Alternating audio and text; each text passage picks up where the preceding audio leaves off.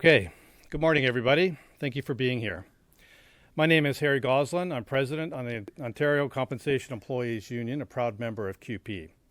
I represent workers at the Workplace Safety and Insurance Board, also known as WSIB.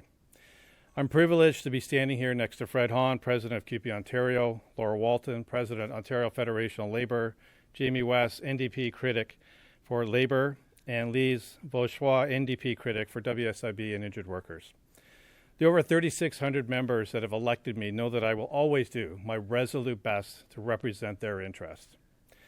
I'm sitting where no union president wants to be, talking to the people of Ontario about the possibility that we could be forced to strike, to withdraw our labor from the place where we work, to press pause on the critical services that we provide to this province. This isn't something we take lightly. Every one of my co-workers wakes up every morning thinking about the workers, the Ontarians, injured workers that we're here to serve.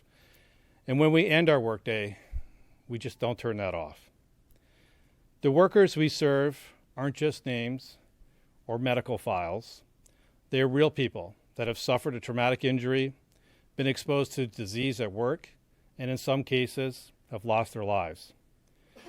Those workers and their families need our help to make it through what is one of the most challenging times in their life and that of their family. We take that responsibility incredibly seriously. But we too are workers, and we too need help. We take pride in the fact that our organization is in a surplus position and has no unfunded liabilities. The WSIB is not funded by taxpayers. Funding comes solely from Ontario employers, and our negotiations have zero impact on the Ontario budget. This year, the Ford government gave direction to WSIB to refund $4 billion of a budget surplus to Ontario employers. They could have used some of that money to support injured workers. It is shameful that over 1.5 million workers in Ontario do not have WSIB coverage.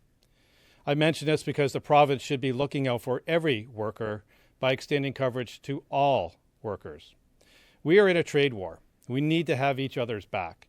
As Trump attempts to weaken our economy, Canadians have united to fight back. Sadly, the WSIB has taken a different path in forcing labor disruption. Today, I am calling on the Government of Ontario, the WSIB CEO, and the WSIB Board of Directors to do their job, to get the negotiations on the right path, to do what's right and what's good for their workplace, good for the organization, and the Ontarians we serve. I want to tell you what I observe in the faces and lives of the people I work with. Too many of my co-workers are running on fumes due to work overload in a toxic environment as validated by a independent third-party assessment. When the workers who deliver the very services Ontarians rely on are struggling, it has an unavoidable impact on service delivery. I know we can do better. We have to do better. We urgently need resources and investment in training so that we can improve service delivery. Once we do that, employee wellness will also improve. The WSIB has been around for over 100 years and has never been on strike before. But things are so bad, my co-workers came out in a show of force to deliver a 96% strike vote. If we need to take legal strike action, we are ready. Our employer is dreaming if they think that we will accept a deal that includes employer cuts. That's not on the table. We will not accept a deal that fails to address the very real and systemic work overload problem and that does not include fair compensation. Low employee morale at the WSIB cannot be addressed by clawing back provisions in our collective agreement. But that is what WSIB is trying to do.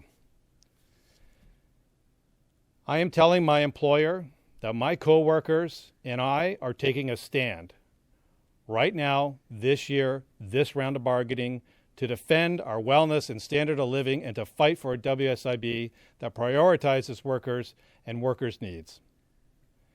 Workers have all too often observed management rationalize their raises and bonuses. It's workers who feel the sting of inflation. No one should be asked to do with less. It was management that filed a surprise request to terminate the collective agreement as early as this Friday, May 16th, if a deal cannot be reached. If the WSIB cannot present an offer that respects my coworkers and our needs, we will be forced to take legal strike action. We don't want that to happen. Nothing concerns us more than the effect that job action might have on injured workers who need our help. We will do our level best to mitigate those effects. We can't allow our employer to exploit our compassion for injured workers in order to force a deal that puts us even further behind. And we know Ontarians don't want this. We are ready to do whatever it takes to get a deal. We've got amazing allies beside us, and I hope the WSIB can see what the rest of us see and prevent a strike from happening. Now I'd like to invite my friend, the President of CUPE Ontario, Fred Hahn, to speak. Fred is always on the side of workers.